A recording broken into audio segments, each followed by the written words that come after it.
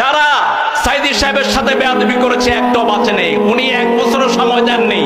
তিনি বলেছিলেন আমাকে যদি শহীদ করা হয় আল্লাহ যেন তার শাহাদাতকে কবুল করেন।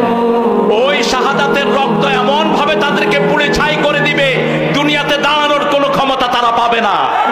আজকে একই অবস্থা হয়েছে, এক একজন করে আসছেন। এরকম নিশ্চিন্ন ভাবে পৃথিবী থেকে বিদায় হওয়া কোন সংগঠন নাম আমরা জানি না। নেতাগুলো আগের রাতে হাঁটতেছিলেন বীর বিক্রমে শূন্য সামন্ত নিয়ে, পরের দিন সকালে দেখে নিজের বাচ্চাও নিজেকে আর সালাম দেয় না। আপনাদের সামনে এখন বক্তব্য রাখবেন আন্তর্জাতিক খ্যাতি সম্পন্ন আলেমে দ্বীন আল্লামা মাওলানা তারেক বিন-নওয়ার।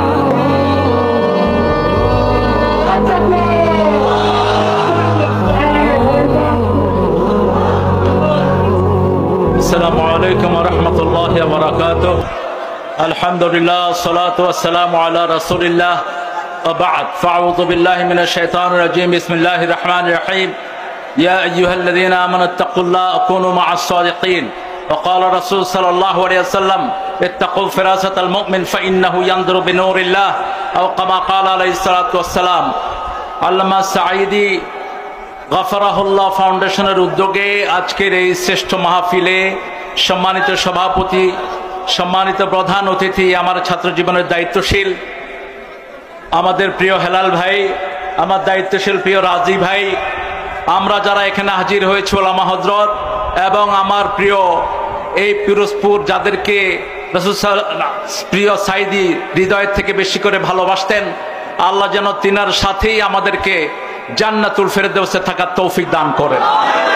আল্লাহ রাব্বুল আলামিন সূরা তাওবা বলছেন, হে মুমিনেরা তোমরা আল্লাহকে ভয় করো, সত্যবাদীদের সাথে থাকো।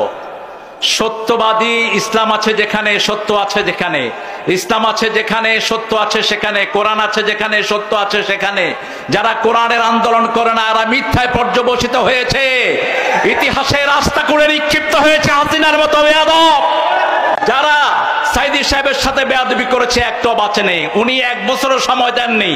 তিনি বলেছিলেন আমাকে যদি শহীদ করা হয় আল্লাহ যেন তার শাহাদাতকে কবুল করেন। ওই শাহাদাতের রক্ত এমন ভাবে তাদেরকে পুড়ে ছাই করে দিবে, দুনিয়াতে দাঁড়ানোর কোনো ক্ষমতা তারা পাবে না। আজকে একই অবস্থা হয়েছে, এক একজন করে আসছেন। এরকম নিশ্চিন্ন ভাবে পৃথিবী থেকে বিদায় হওয়া কোন সংগঠন নাম আমরা জানি না। নেতাগুলো আগের রাতে হাঁটতেছিলেন বীর বিক্রমে শূন্য সামন্ত নিয়ে, পরের দিন সকালে দেখে নিজের বাচ্চাও নিজেকে আর সালাম দেয় না। যেটা হয়েছে, আমাকে ঢাকা মহানগরী উত্তরের সভাপতি মাওলানা সেলিম উদ্দিন বলছিলেন, তারেক ভাই এতদিন আমরা মুখে লাগাম লাগিয়ে হেঁটেছি, আর এখন ওরা লাগাম লাগানোরও সুযোগ পায়নি, ল্যাংটা হয়ে দৌড়াচ্ছে। দরবেশ সাহেব দাড়িমোছ ছেঁচেও তো কুল পাওয়া গেল না, কারণ আল্লাহ বলছেন আল আখিল্লাউ ইয়াউমাইদিন বা'দুহুম লিবা'দিন আদু ইল্লাল মুত্তাকুন। শুনে রাখো দুনিয়ার মানুষ, কোন তাকওয়া ছাড়া কোনো বন্ধুত্ব হয় না। তাকওয়া আছে যেখানে, বন্ধুত্ব আছে সেখানে।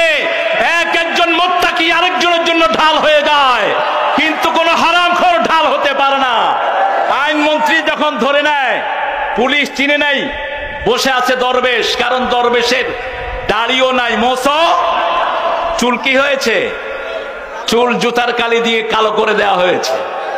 কিছু দূর আসার পরে ওই আনিসের মনে হলো, ভাই আমার সাথে যিনি বসেছিল উনি আর কেউ না, দরবেশ লানতুল্লাহি আলাইহি। পুলিশ এসে তাড়াতাড়ি করে, আপনি সেই দরবেশ যিনি মাত্র 96-তে মাত্র 10,000 কোটি টাকার শেয়ার বাজার থেকে লুট করেছিলেন। এ সমস্ত জালেমদের ফাঁসি হবে এই বাংলার জমিনে, এরা যেন কোনোদিন আর পা তুলে দাঁড়াতে না পারে।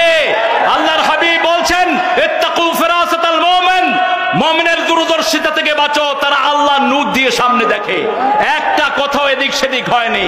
এক বছর আল্লাহ সময় দেয়নি, তার মধ্যেই তাদেরকে ধুয়ে মুছে আল্লাহ সাফ করে দিয়েছেন। আমাদের সামনে এখন একটা মাটি, একটা জায়গা, কোন জুলুম যেন আমরা না করি।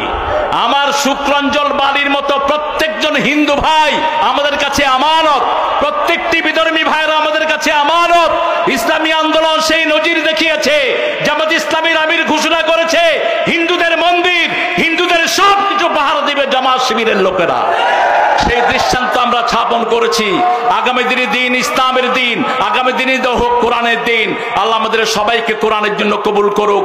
আসসালামু আলাইকুম রাহমাতুল্লাহি ওয়া বারাকাতুহু।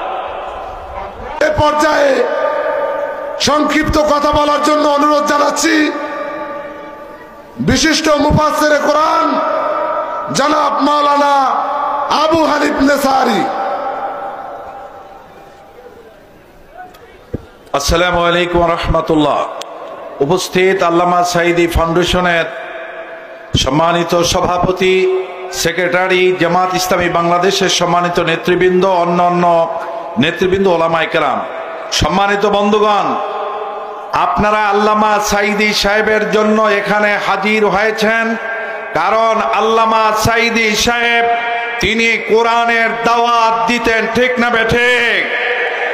আল্লামা সাঈদী সাহেব জালেমের বিরুদ্ধে কথা বলেছেন, আল্লামা সাঈদী সাহেব খুনিদের বিরুদ্ধে কথা বলেছেন, কোরআনের অপশক্তিদের বিরুদ্ধে কথা বলেছেন। আমি আল্লামা সাঈদী সাহেবের ব্যাপারে একটু বলছি। আপনারা অনেকে তার সাথে কাছাকাছি হতে পারেন নাই। চিটাগাং প্যারেড ময়দানের মাহফিলে শেষ করার পরে 11টার পরে শেষ করার পরে আমরা ঘুমিয়ে গিয়েছি পাশের রুমে।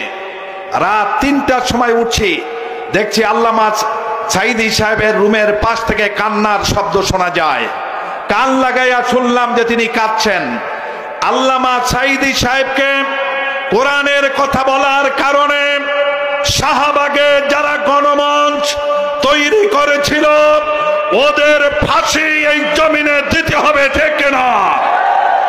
এই পিরোজপুরের জমিনে যেই কুলাঙ্গার এমপি আল্লামা সাঈদী সাহেবের বিরুদ্ধে মিথ্যা কথা বলেছে, মিথ্যা অপবাদ দিয়েছে, তার ফাঁসি চাই, ঠিক কিনা বলেন? আল্লামা সাঈদী সাহেবকে যেই ডাক্তার ঔষধ পুশ করে হত্যা করেছে, ডাক্তারের ফাঁসি চাই, ঠিক কিনা? যেই ডাক্তার শেখ হাসিনার নেতৃত্বে আল্লামা সাঈদী সাহেবকে ফাঁসি দিয়েছে, শেখ হাসিনা সহ আওয়ামী কুলাঙ্গারদের এই জমিনে ফাঁসি চাই। পরিশেষে আমি ছাত্র জনতাকে ইসলামিক দলদেরকে, সমস্ত আলেম ওলামাকে, সমস্ত পীর মাশায়েখদেরকে ধন্যবাদ জানিয়ে আমি আমার বক্তব্য শেষ করছি। আসসালামু আলাইকুম ওয়া রাহমাতুল্লাহ।